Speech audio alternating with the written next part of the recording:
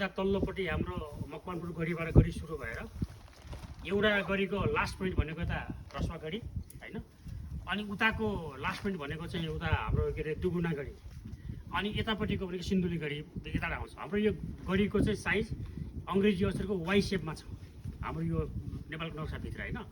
अब यो गढीको मात्रै महत्त्व भनेको चाहिँ अब यता तपाईँको चाहिँ बेलकोट गढीबाट सुरु हुन्छ, अनि बेलकोट गढीमा त्यहाँ दुईवटा तिनवटा त्यहाँ गढीहरू छन्।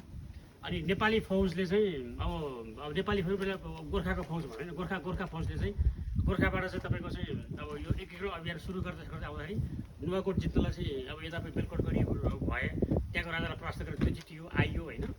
अनि यो ठाउँमा पनि यहाँका अब पहिलाका फुरे टाकुरे राजाहरू हुन्छन् नि, ती राजाहरूलाई हराउन पृथ्वीनारायण शाह स्वयं अनि बहादुर शाह पनि, अनि पृथ्वीनारायण शाहको छोरो अब प्रताप सिंह शाह लगायत सबैजना यहाँ आएर लडेको ठाउँ भनेको चाहिँ। अनि पछि यो गढीमा चाहिँ अब दामोदर पाण्डे पनि यहाँ आए होइन, अब उता गोर्खा सैनिकको अब चिफको हिसाबमा। अनि पछि यो गढी चाहिँ यहाँको एकजना अब घले अब भास्कर घरले गढीको चाहिँ कमान्डर तोकियो उनलाई, अनि उनको नामबाट यो गढीको नाम रह्यो। अनि यसो लगत्तै हामी बिहान छिरेको उता पारीको कालिका गढी हो जस्तै। अनि यो दुइटै गढीको विषयमा चाहिँ पृथ्वीनारायण शाहको त्यो जीवनी भाग 4मा लेखिएको छ यहाँको बारेमा चाहिँ होइन। अब यो गढी चाहिँ अब शाहकालीन गढी पृथ्वीनारायण शाहको बेलाको गढी भयो भने पछि जब नेपाल र तिब्बत बिच युद्ध पऱ्यो नि, दामोदर पाण्डेहरूको बेलामा चाहिँ दामोदर पाण्डेहरूले चाहिँ तिब्बतलाई हराएर तिब्बतले चाहिँ नेपाललाई तिर्नुपर्ने सिस्टम बसाले उनीहरूले। पछि अब तिब्बत चाहिँ चाइनाको आडपाखि बलियो नेपालभन्दा, अनि नेपाल न्यु हुन थाल्यो। न्यु भएपछि अनि उसले चाहिँ आफ्नो जमिन हाम्रो नेपाली भूमि अतिक्रमण गर्दै गर्दै गर्दै तल यहाँ तादीसम्म पुग्यो।